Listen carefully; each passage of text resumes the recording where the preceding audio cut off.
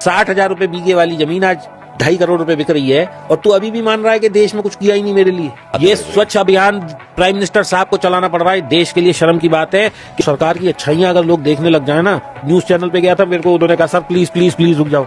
एक व्यक्ति मेरे से सवाल पूछ रहा कि क्या सरकार की नैतिक ड्यूटी नहीं बनती कि भाई साहब जो है हमें तेल ये 3 रुपए बढ़ गए हैं 3 दिन में लड़ाई की वजह से। मैंने कहा बिल्कुल सरकार की नैतिक ड्यूटी है। तू बेचारा अपनी नैतिक ड्यूटी दिखा, कितनी रिटर्न है दिखा भाई तू दिखा अपनी ITR क्या भर रहा है। What you are doing for the country other than criticize him। आप क्या कर रहे हैं देश के लिए। बोला देश ने मेरे लिए क्या किया। मैंने कहा कहाँ से आया बेटा तू। बोला मैं सिकंदराबाद के पास रहता हूँ। मैंने कहा अब बताता हूँ मैं तुझे देश की ने तेरे लिए क्या किया। आज से 15 साल पहले सिकंदराबाद से गाजियाबाद आने में 1.5 घंटा लगता था, अब 15 मिनट में पहुंच जाते हैं क्योंकि हाईवे बन गया। मैंने कहा आज से 15 साल पहले सिकंदराबाद, जो बुलंदशहर से पहले सिकंदराबाद है, वहां सड़क की जमीन बिकती थी मुश्किल से 60,000 रुपए बीघे में। आज तुम बेच रहे हो 2.5 करोड़ रुपए बीघे में। तो ये ग्रोथ नहीं है कि सर मैं कह रहा हूं छोड़ दो बाकी सारी बातें, हम क्यों किसी पे चर्चा करें।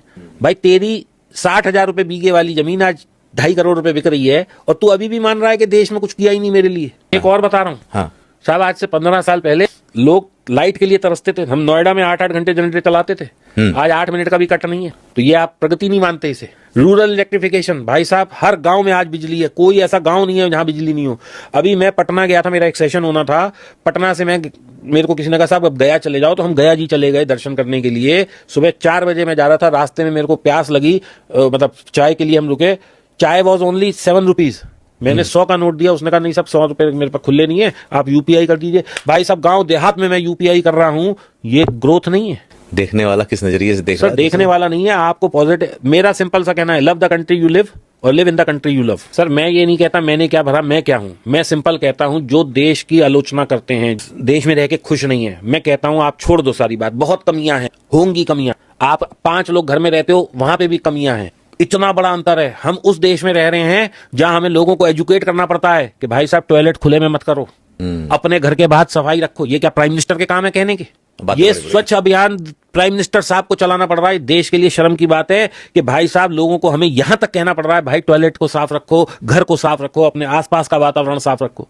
Don't you think it is a shame on the part of country कि प्राइम मिनिस्टर को ये मैसेज देना पड़ रहा है। सिविलियंस के लिए ये मतलब जनता के लिए गलत बात नहीं है। 80 करोड़ लोगों को मुफ्त राशन दिया जा रहा है, सबके पास मोबाइल फोन है। 300 रुपए मोबाइल रिचार्ज के लिए है, खाने के लिए नहीं है। ये कौन सा लॉजिक है। और अभी भी आप कह रहे हैं देश ने क्या किया। अरे शर्म करो भाई जो लोग। मैं तो भाई साहब अपने देश से बहुत प्यार करता हूं। एक्चुअली क्या है, लोग गए नहीं है दूसरे देशों मैं कम से कम 200-500 बार बाहर गया हूं, ठीक है। तो मुझे पता है बाहर जाके क्या इज्जत और औकात है आदमी की। सही कह रहे हैं कि जब तक आदमी निकलेगा नहीं और तब तक वो यहाँ के प्रभाव को नहीं जान पाएगा और वहां के भाव को नहीं जान पाएगा।